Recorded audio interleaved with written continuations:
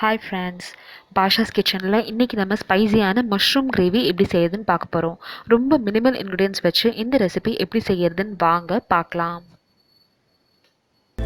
Mushroom gravy prepare பண்ணுறதுக்கு ஒரு பேனில் கொஞ்சமாக எண்ணெய் விட்டுக்கோங்க. கொஞ்சம் ஜீரகம் போட்டு தாளிச்சுக்கோங்க. ஒரு பட்டை, ஒரு கிராம்பு போட்டிருக்கேன். ஒரு பாதி வெங்காயம் இதில் சேர்த்துட்டு அதையும் நல்லா வதக்கிக்கலாம். கிரேவி கொஞ்சம் நிறைய வேணும்னு நினச்சிங்கன்னா ஒரு 2 வெங்காயம் கூட இதில் நீங்கள் சேர்த்துக்கலாம். இஞ்சியும் பூண்டும் கொஞ்சமாக நசுக்கி இந்த மாதிரி சேர்த்துக்கோங்க. ஒரு அரை பச்சை மிளகாய் சின்ன சின்னதாக கட் பண்ணி சேர்த்துருக்கேன். கொஞ்சமாக இதில் வெறும் மிளகாத்தூள், கொஞ்சம் தனியாத்தூள், அப்புறம் கொஞ்சம் மஞ்சத்தூள், உப்பு சேர்த்துக்கோங்க.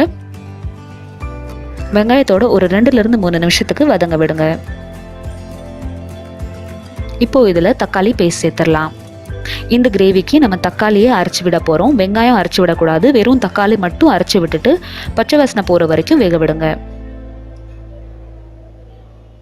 ஒரு 5லேருந்து 10 நிமிஷத்தில் இந்த மாதிரி எண்ணெய் பிரிஞ்சு வெளியே வந்துடணும். இதை நான் கொஞ்சம் ஸ்பைஸியாக பண்ணியிருக்கேன் அப்படின்றதுனால கொஞ்சம் நிறைய எண்ணெய் விட்டுருக்கேன். உங்களுக்கு இந்த அளவு எண்ணெய் வேண்டாம் அப்படின்னா நீங்கள் இன்னும் கொஞ்சம் கம்மி பண்ணிக்கலாம். க்ளீன் பண்ணி எடுத்து வச்சுருக்க மஷ்ரூம் சேர்த்துட்டு எல்லாத்தையும் நல்லா மிக்ஸ் பண்ணிக்கோங்க.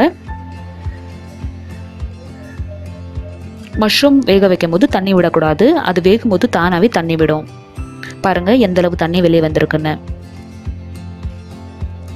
இது இப்போ நல்லா கொதிக்க விட்டு ஃப்ளேம் ஆஃப் பண்ணிங்க அப்படின்னா நம்மளோட மஷ்ரூம் கிரேவி தயார். சர்வ் பண்ணுறதுக்கு முன்னாடி கொஞ்சமாக கசூரி மேத்தி, வெறும் வெங்காயம், அப்புறம் கொஞ்சமாக கொத்தமல்லி இலை சேர்த்துட்டு எல்லாத்தையும் நல்லா மிக்ஸ் பண்ணி சப்பாத்தியோட சர்வ் பண்ணிங்க அப்படின்னா ரொம்ப ஸ்பைசியான நல்ல டேஸ்டியான மஷ்ரூம் கிரேவி தயார். இந்த கிரேவி சாப்பிட்றதுக்கு ரொம்ப நல்லா இருந்துச்சு. இந்த கிரேவி நீங்கள் கண்டிப்பாக ட்ரை பண்ணி பார்த்துட்டு உங்களுக்கு எப்படி வந்துச்சு அப்படின்றத கமெண்ட் செக்ஷனில் சொல்லுங்கள். ரொம்ப சிம்பிளாக இருக்கும் பார்க்குறதுக்கு, ஆனால் டேஸ்ட் பயங்கர சூப்பராக இருந்துச்சு. இதே மாதிரி பனீர் ரெசிபிஸ் உங்களுக்கு வேணும் அப்படின்னா கீழே டிஸ்கிரிப்ஷன் பாக்ஸில் லிங்க் பாருங்கள். தேங்க்யூ ஸோ மச் ஃபார் வாட்சிங். பாய்.